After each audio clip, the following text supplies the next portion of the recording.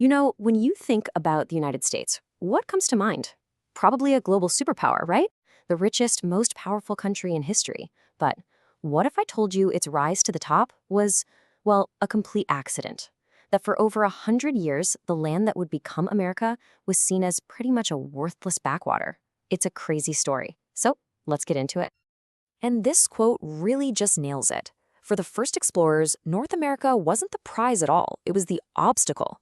They weren't looking for a new world to conquer. They were desperately trying to find a shortcut to the old one, to get to all the riches in Asia. So the continent that would eventually become this superpower, it started out as just a giant, inconvenient roadblock.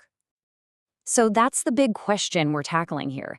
How on earth do you go from being a total afterthought to, well, the center of the world? It's a journey that's packed with some pretty surprising twists, a ton of incredible luck, and yeah, some really brutal conflict. All right, let's kick things off at the very beginning. We've got these European powers who literally stumble upon a continent they never even wanted, and for the longest time, they had absolutely no idea what to do with it. Okay, this really lays out the massive contrast. You've got Spain and Portugal just raking it in down in Central and South America. They're finding gold, looting the incredible wealth of the Aztec and Inca empires. And then there's North America. Total bust. The explorers found zero gold, no silver, and definitely no easy path to Asia. In fact, after one really disappointing expedition in 1539, the Spanish pretty much slapped a useless lands label on the whole northern continent and just looked somewhere else. This timeline really shows you just how long North America was on the back burner. I mean, look at these dates. You're talking about 115 years between Columbus showing up and the founding of Jamestown, which was the first successful English settlement. A whole century went by where the big players were busy somewhere else. And that left the door wide open for the latecomers, like England, to come in and try their luck. And hey, try their luck they did. What began as just a few struggling little outposts, well, they eventually grew into these thriving colonies. But here's the catch. These colonies belonged to different empires, and that meant a huge conflict was pretty much inevitable. So, picture this. It's the mid-1700s. France claims this enormous territory. But their actual population there, it was only about 60,000 people. But then you look at the British colonies, all packed in along the East Coast, and they had over 1 million settlers. The numbers here really don't lie. In the fight that was about to happen for control of the continent, that massive population gap was a game changer for the British. They ended up winning the war, but that victory, it came with a hidden cost, a revolutionary one. And here's where it gets really ironic. Winning the war for the continent actually meant losing the colonies. See, Britain was basically broke from all the fighting, so they decided, hey, the colonists should help pay for this. But when they started slapping on new taxes, they ran into one of the most powerful slogans in history: no taxation without representation. Protests turned into boycotts, boycotts turned into battles, and just like that, a revolution was born. So after winning their independence, the brand new United States was really just this tiny strip of land on the coast. The next chapter of this story, though, is all about an absolutely explosive and almost unbelievable expansion to the west.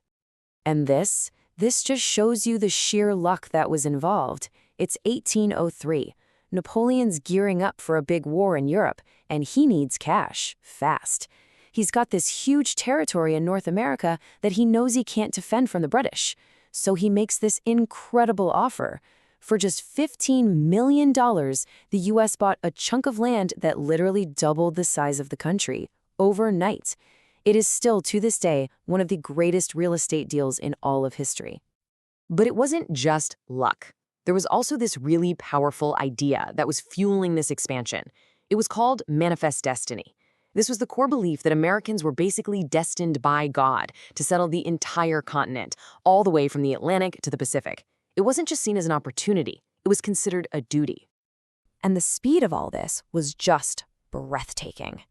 I mean, in only 50 years, thanks to the Louisiana Purchase, grabbing Texas, and a war with Mexico, the United States went from being a coastal nation to a full-blown continental empire.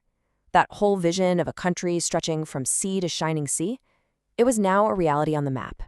But while the country was getting bigger on the outside, a really deep and poisonous division was tearing it apart from the inside. The nation was built on this fundamental contradiction. It was a land of freedom that practiced slavery. And this really shows the two different Americas that had started to emerge. You had the North, which was industrializing, had a much bigger population, and an economy that didn't depend on slavery.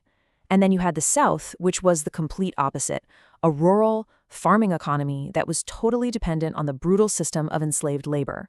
These two ways of life just couldn't coexist forever. So when Abraham Lincoln was elected back in 1860, the Southern states, terrified that he was going to abolish slavery, decided to break away from the Union. And the result was the Civil War, the single deadliest conflict in American history. After 4 incredibly bloody years, the North won. The country was forced back together, and slavery was, at long last, abolished. The nation had survived its absolute greatest test. So, with its internal demons finally confronted, a reunified and rapidly industrializing America was now ready to step onto the world stage. The 20th century, well, it was about to become the American century. And this next period, a stretch of less than 50 years, is when everything changes. It starts kind of small with the Spanish-American War in 1898, which gives the U.S. its first real taste of having an empire. Then, in World War I, American muscle helps tip the scales for an Allied victory. But the real game changer? That was World War II. It absolutely catapulted the U.S. into a position of unmatched global power. I mean, this chart really says it all. The 2 world wars just devastated the old great powers of Europe. Their economies were shattered, their empires were crumbling, but the United States? Protected by 2 massive oceans, it came out of the war with its industrial base not just intact, but booming. And so it, along with the Soviet Union, was left standing as one of the world's 2 new superpowers. And just like that, the unexpected journey was complete. A continent that was ignored for 100 years became a nation that stretched from sea to sea, and finally it became a power that would go on to define the entire course of the 20th century. It's just a truly remarkable story of transformation, isn't it? Going from an unwanted obstacle to the undisputed leader of the world. And it leaves us with one last big question. After a story that's been so defined by luck, conflict, and expansion, what's the next chapter of this unexpected journey going to look like? Especially in a world that is, once again, changing so rapidly.